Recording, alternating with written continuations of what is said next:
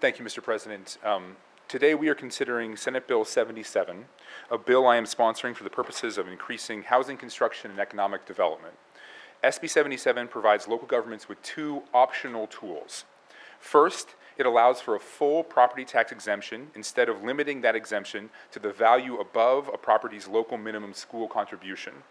However, local governments would still be required to meet their minimum local contribution, meaning SB77 will not have an impact on total school funding. Second, a tool known as a blight tax, which is used in other parts of the country to conditionally increase taxes on abandoned and dilapidated properties that pose difficulties for public safety, for welfare, for nuisance.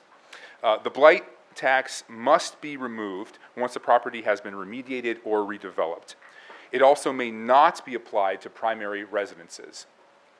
In addition, I want to stress that some of the protections built into the blight tax and thank my colleagues for helping to improve the bill. If they wish to use this section, local governments who know their communities and their needs best will be required to pass an ordinance laying out the process in detail.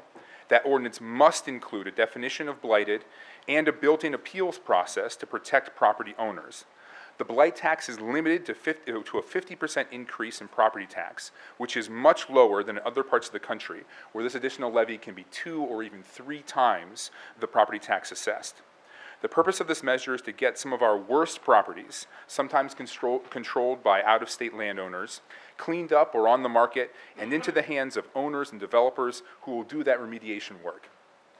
Mr. President, we have heard a lot this session about the need for more affordable housing and economic diversification.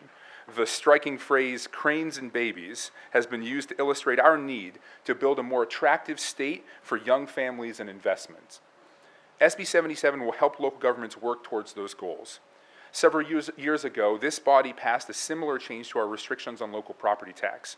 In my previous role as a member of the Anchorage Assembly, we passed an ordinance that took advantage of that change to successfully encourage housing construction in Anchorage's downtown area. SB77 takes us a step further, and I am proud as a new legislator that I'm learning from all of you this amendment process, that this has drawn diverse and bipartisan support from legislators in the other body and groups like the Alaska Home Builders, the Anchorage Community Development Authority, the Alaska Municipal League, and more.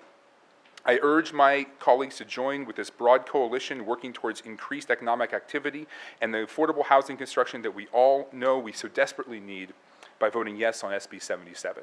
Thank you, Mr. President. Thank you, Senator Dunbar.